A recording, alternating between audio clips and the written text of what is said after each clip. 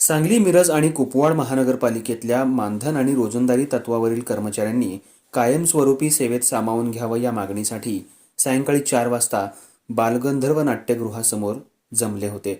इथूनच मोर्चाच्या रूपानं पालकमंत्री यांच्या मिरजेतल्या कार्यालयावर आंदोलन करण्याच्या दृष्टीनं पूर्ण तयारी केली असता पालकमंत्री सुरेशभाऊ खाडे यांना हे समजताच पालकमंत्री स्वतः मिरजेच्या बाहेर असतानाही महापालिकेच्या कर्मचाऱ्यांना फोन करून आपले प्रतिनिधी म्हणून सुशांतदादा खाडे आणि निरंजन आवटी यांच्यासोबत चर्चा घडवून आणली.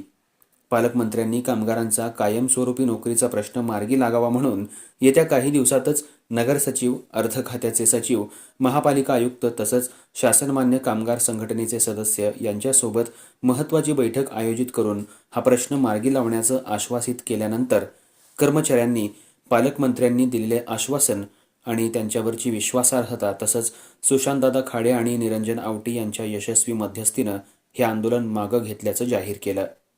सांगली, मिरज आणि कुपवाड शहर महानगरपालिकेमध्ये वर्षानुवर्षे जे टेम्पररी कर्मचारी आहेत, मानधन, बदली, रोजंदारी, सदर कर्मचाऱ्यांना महापालिकेच्या सेवेमध्ये कायम करण्यासाठी संघटनेच्या माध्यमातून आणि कोर्टाच्या माध्यमातून वेगवेगळी आंदोलनं करण्यात आलेली होती. त्याचा अभिप्राय म्हणजे त्याचं आंदोलनाचं फलित म्हणून आम्ही किमान वेतन पदात पाडून घेतलं, PF पाडून घेतला, पण परमनन्सी आमची पाठीमागे राहिलेली. त्या अनुषंगानं आंदोलनं केल्यानंतर महासभेने ठराव केला आणि शासनाच्या मंजुरीसाठी पाठवला. पण शासनाने पुन्हा त्यामध्ये वेळ काढूपणा धोरण स्वीकारल्यामुळे जवळजवळ आज ठराव पाठवून 2.5 वर्ष झाली, तरी सुद्धा 3-4 वेळा क्युरी काढलेले आहेत. एका क्युरीला 3 महिने जरी अवधी जरी धरला तरी आज 2.5 वर्ष झालेले आहेत. पण सदर क्युरीला ताबडतोबीने उत्तर देऊन सदर प्रश्न मार्गी लावण्यासाठी कामगार मंत्र्यांनी आम्हाला वेळोवेळी मदत केलेली आहे. त्याबद्दल आमचं दुमतच नाही. कामगार मंत्र्यांच्या सहायतेमुळेच आम्ही इथंपर्यंत आलो आहे.